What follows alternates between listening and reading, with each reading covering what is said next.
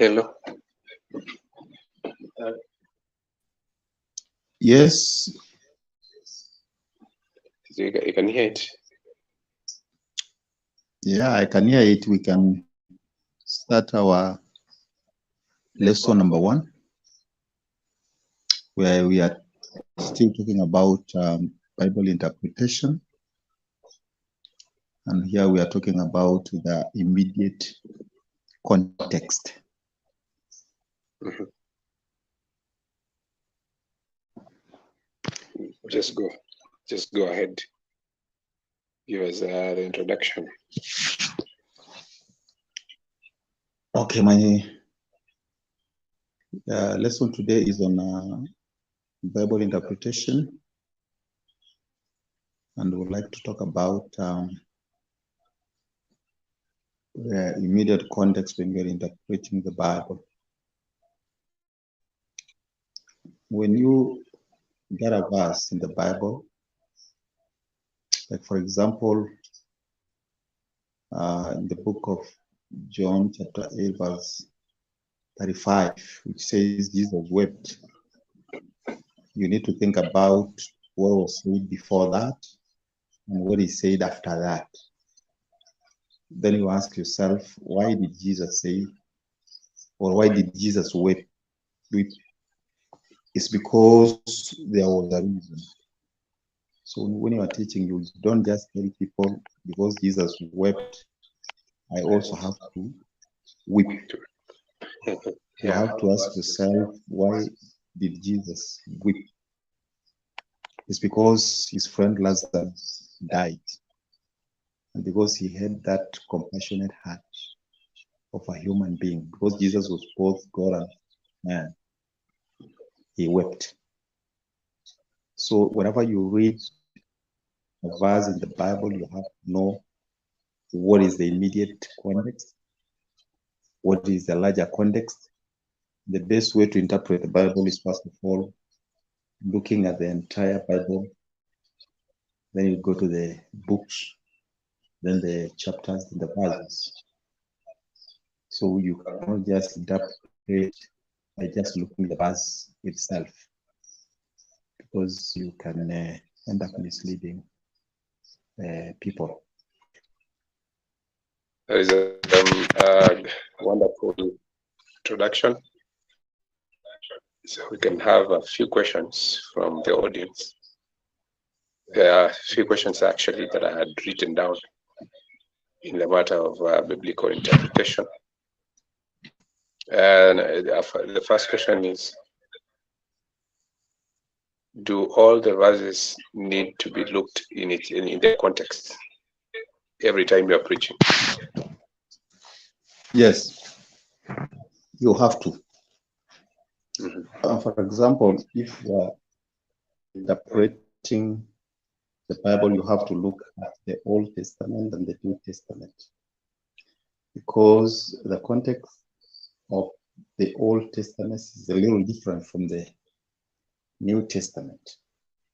Because the Old Testament is a covenant between God and the Israelites through Moses, while the New Testament is a covenant between God and all human beings, the world, through Christ Jesus. Yes. So whenever you read a verse from the Old Testament, you have to know whether it applies directly to you or it was meant for the Israelites. Then you try to conceptualize and see whether it is applicable in our context, in our cultural context. So I'm looking at a situation where it's only the pastor of the local church preaching on a Bible study lesson early Sunday morning. Will they be required to do all that research to know whether this verse has been referenced somewhere else in the scripture? Yes, whenever one is given an opportunity to preach or to teach, yes, one should set aside time to prepare. And the first way of preparing for a sermon is first of all praying, and if need be, even fasting. Then the second main step is to study the word, not just to read like a storybook, but you need to meditate, you need to study, you need to research. The what we call Bible commentaries. You can even have a Bible commentary, one or two, to see what other authors had interpreted these verses you want to preach. Then you try to compare and the most biblical commentaries. So it is good to research every time before you go and preach the word. Thank you very much. That is, I believe that those who will be looking for some information or to understand more about preaching, they have found something to use when they are reading their sermons next time. So I believe this is an educative session. God bless you. Let me just, before you close the session, we point something about how you need to interpret the word. First of all, you need to know who is number two, the audience. Who is the writer or the speaker speaking? Who are the hearers? Which is the target group? Yes. And number three, what is the subject matter? Yes. What is being discussed? And number four, is it applicable to the current context? Yes. To the cultural context, to the community, the current situation, because life is dynamic, education changing time after time. Let's take, for example, the book, verse in the book of Timothy, where Paul was speaking to Timothy about taking a little alcohol or a little wine, whatever you call it, because of his stomach.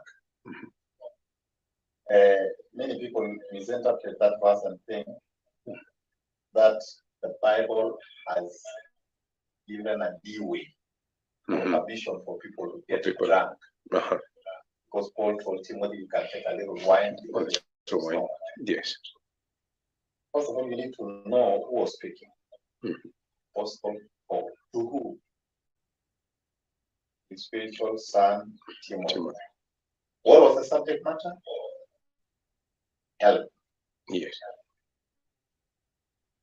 How is it applicable?